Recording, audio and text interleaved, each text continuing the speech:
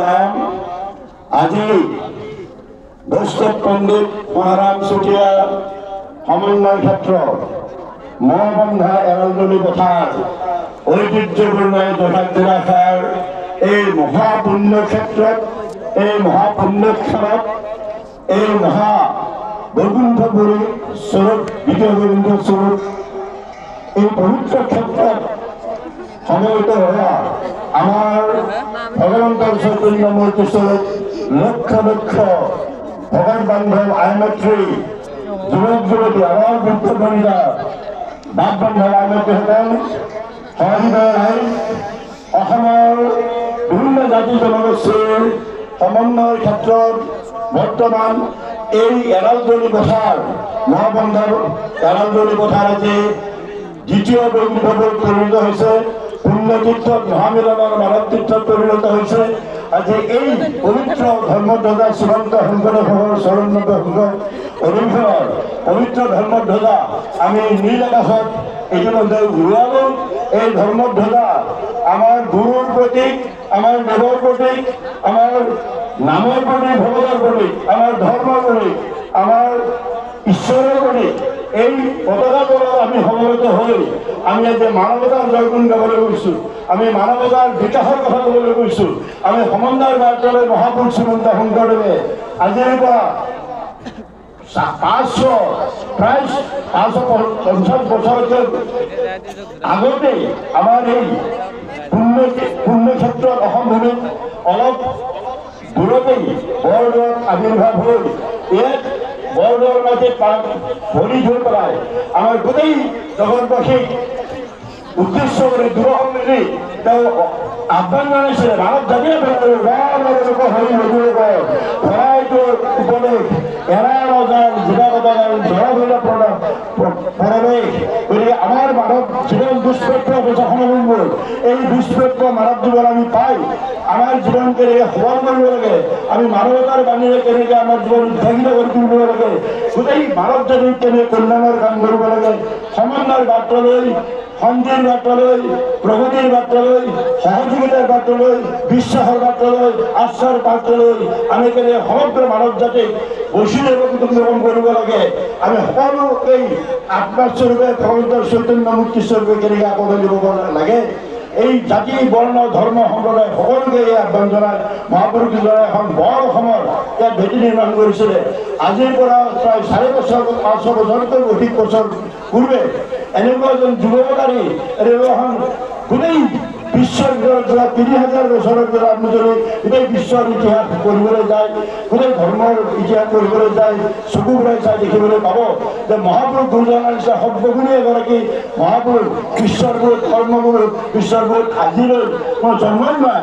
যোৱা 3 সহস্ৰাব্দৰ ভিতৰত ইমান এনেকুৱা এগৰাকী মহাপুৰুষ আপোনালোকে নাপাব।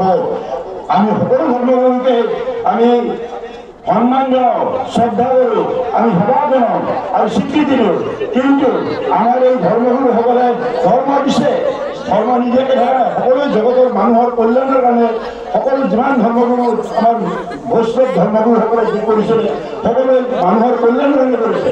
কিন্তু মহাপুৰুষ গুৰুজনাৰ প্ৰতিভাৰ ক্ষেত্ৰত সৰ্বমণি যি গুৰু আছিলে ধৰ্মকে কৰি ধৰ্ম আৰু মানুহৰ জীৱনৰ লগত কি সম্পৰ্ক আছে, ধৰ্ম সামাজিক জীৱনৰ লগত কি সম্পৃক্ত হৈ আছে, এই যুগসূত্ৰ বলি সেব্য সেৱক আৰু এই সেৱকৰ মাজত সেব্য বস্তু ভগৱন্ত কৃষ্ণদেৱ সেৱক আমি ভকতসকল আৰু আমাৰ এই যুগসূত্ৰ ব্ৰিজ আমি কৰিব ভগৱতৰ ওচৰলৈ যোৱাৰ মাৰ্গ হ'ল ভক্তি মাৰ্গ। এই ভক্তি মাৰ্গ তেওঁ প্ৰতিষ্ঠা কৰিছিলে। ভক্তিৰ যুগেৰে ভগৱত প্ৰাপ্তি হ'ব পাৰে, জীৱনৰ ঈশ্বৰ প্ৰাপ্তি হ'ব পাৰে। কেৱল পৌত্তলিকতাবাদ বা নানা ধৰণৰ আচাৰ অনুষ্ঠানবিলাকে যিবিলাক অসাৰ্থক আচাৰ অনুষ্ঠানসকলে ধৰ্ম হ'ব পাৰে। ধৰ্ম মানে ঈশ্বৰ উপাসনা, ধৰ্ম মানে ভক্তি, ধৰ্ম মানে ঈশ্বৰ, ধৰ্ম আমাক কি শিকায়? ধৰ্মই আমাক সত্যৰ পূজা কৰিবলৈ শিকায়, ধৰ্মই আমাক প্ৰেমৰ পূজা কৰিবলৈ শিকায়, ধৰ্মই আমাক শান্তিৰ বাৰ্তা বিলাবলৈ শিকায়, ধৰ্মই সমন্বয়ৰ বাৰ্তা দিয়ে, ধৰ্মই অহিংসাৰ বাৰ্তা দিয়ে। যদি হিংসা য'ত থাকে তাত ধৰ্ম কেনেকৈ থাকিব? পোহৰ য'ত থাকে তাত এন্ধাৰে মানে পোহৰ আৰু এন্ধাৰৰ সহৱস্থান হ'ব নোৱাৰে, পাপ আৰু পুণ্যৰ সহৱস্থান হ'ব নোৱাৰে, হিংসা আৰু প্ৰেমৰ সহৱস্থান হ'ব নোৱাৰে। গতিকে মানুহক এই আমাৰ গুৰুজনে এই শুভজয় বাৰ্তাবিলাক দি একশৰণ হৰিনাম ধৰ্ম, সৰ্বোত্তম ধৰ্ম, আমাৰ এইটো বৈদিক সনাতন ধৰ্ম, যাক আমি বৈদিক সনাতন ধৰ্ম বুলি কৈছোঁ। এই সনাতন ধৰ্মৰ মূল তত্ত্ব হ'লে একং সৎ বিপ্ৰাহা বহুৰা বৰন্তি। আমাৰ মূল বেদৰ যিবিলাক তত্ত্ব, সেই তত্ত্ববিলাক আহি মহাপুৰুষ গুৰুজনাই আমাৰ যি বেদান্ত তত্ত্ব, সেই বেদান্ত তত্ত্ব আনি ভাৰতবৰ্ষৰ ভিতৰতে শংকৰ হে শুদ্ধমৰ ঈশ্বৰ ভক্তিৰ তত্ত্ব প্ৰচাৰ্য শাস্ত্ৰ সাৰা জানি ধ্যাংগ ৰজাৰী মোহৰে জীৱিকাৰ অৰ্থ কৰে আপোনাৰ মহত্ব বখানি। ধৰ্মই কি কৰিব লাগে আৰু শাস্ত্ৰ জানিব লাগিলে শাস্ত্ৰ সাৰ জনা আৰু শাস্ত্ৰ জনাৰ কথা নহয়। গতিকে ভগৱন্তৰ যিটো আমাৰ ভক্তি মাৰ্গৰে ঈশ্বৰ প্ৰাপ্তিৰ এই পথটোত মহাপুৰুষ শ্ৰীমন্ত শংকৰদেৱ গুৰুজনাই নৱবৈষ্ণৱ আন্দোলনৰ যিসকল ধৰ্মগুৰু আছিলে সকলোৱে ভক্তি মাৰ্গত দৌৰি লৈছে, জ্ঞান মাৰ্গ আৰু কৰ্ম মাৰ্গ নাকচ কৰিছে। আৰু সেইটো মহাপুৰুষ আমাৰ পৰম গুৰু ভগৱন্ত কৃষ্ণদেৱেই কৈছে। এই কৃষ্ণদেৱ কোন আমি চিনি ল'ব লাগিব। জানিয়া বুজু ভাই ভগৱন্ত বলে এহু ৰহম মাধৱ মুখামুখি কৰে। আমি জানিব লাগে, মানুহে জানিবলৈ কাম কৰিব লাগে। আমি জীৱনত সকলো কাম জানিব লাগিব।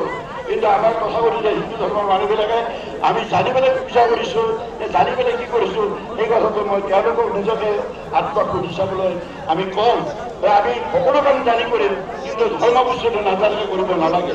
জানিয়ে বুজো বা জানিব লাগিলে ঈশ্বৰ তত্ত্বক আপুনি ঈশ্বৰক চিনিব লাগিব। ঈশ্বৰ পৰম ব্ৰহ্মই অনন্ত কোটি ব্ৰহ্মাণ্ডৰ অধিকাৰী, সৃষ্টি স্থিতি প্ৰলয় গৰাকী আমাৰ এই পৰম ব্ৰহ্মৰ যিটো সাকাৰৰ সবিশেষ ভগৱন্ত কৃষ্ণদেৱ বুলি ঈশ্বৰ কৰে।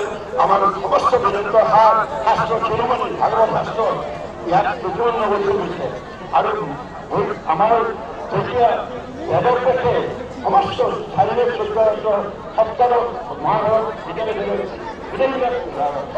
কৃষ্ণ কেনেকুৱা লাগিছে? নাৰদৰ কলেজ ঘটে কেনেকৈ ভগৱন্ত শাস্ত্ৰ মহাভাৰতৰ শাস্ত্ৰ কৰিছিলে।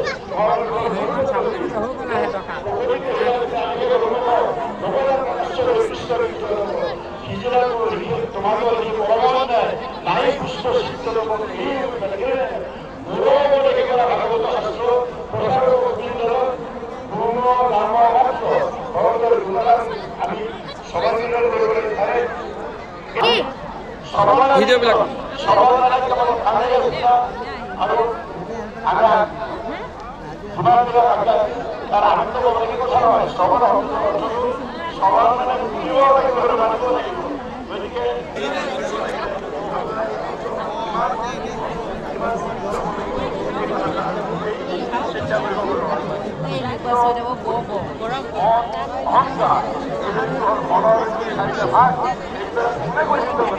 আমাৰ যিবিলাক কামনা বাসনা খবৰ বা মৰচিত কৰা এইবিলাকে আমাক জড়িত কৰি ৰাখে। আৰু এনেকুৱা অপবিত্ৰ হৃদয় অপূৰ্ণ হ'ব নোৱাৰে। অপূৰ্ণ কৰিব লাগিলে আমি জীৱনতে পবিত্ৰ হ'ব লাগিলে আমাৰ হৃদয় পবিত্ৰ কৰিব লাগিব। যাৰ চৰিত্ৰ